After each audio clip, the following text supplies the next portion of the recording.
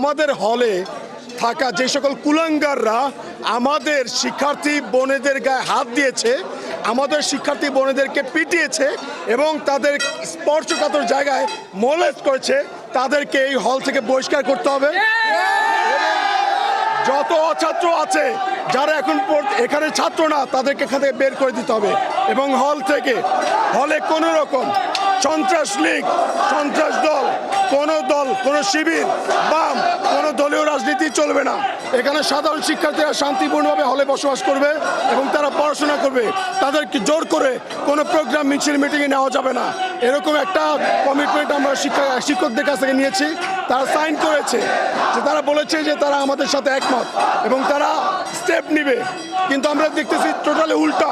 আমরা এখানে আছি, অবস্থান করছি, কিন্তু বাইরে আপনারা দেখেছেন যে সব পুলিশরা মার্চ করছে আমাদেরকে ভিতরে রেখে। আমাদের প্রফেসর সকল শিক্ষার্থীরা বলছে, আমাকে যদিও বলেছে যে তিনি কিছু করবেন না, তিনি আশ্বস্ত করেছেন যে পুলিশ ভিতরে পাঠাবেন না, কিন্তু আমরা দেখেছি পুলিশ ভিতরে ঢুকেছে, মার্চ করে এই পর্যন্ত এসেছে। আমরা আসলে জানতে চাই এটা কিসের ইঙ্গিত? শিক্ষার্থীদের কি আপনারা কি মেরে ফেলতে চান? আবার কি ইতিহাসের পাতায় আরেকটা 25শে মার্চ, কালো মার্চের রাত আপনারা দেখাতে চাচ্ছেন? এই প্রশ্ন আমরা সবার কাছে করব, এটা উত্তর আমরা নিয়ে নেব ইনশাল্লাহ সবাই। ছাত্ররা সবাই বিপদে, অযোগ্য অবস্থায় এখনো হলে তার রুমে ঘুমাচ্ছে, তাহলে ওনার সাইকেল হাতকে আমাদের আইন শৃঙ্খলা রক্ষাকারী বাহিনী যারা এসেছেন তারা তাদের দায়িত্বে এসেছেন। এই যে রাস্তাটাতে কথা বলছে, এটা কিন্তু সরকারি রাস্তা, ওরা হলে ঢোকে নাই। হলে যেহেতু ঢোকে নাই, তো আইন শৃঙ্খলা রক্ষাকারী বাহিনী কেন এসেছে এর সাথে আমাদের হলের কোনো কানেকশন নাই। হল আমাদের প্রভোস্ট এবং হাউস টিউটর যারা আছে তাদের নিয়ন্ত্রণে আছে।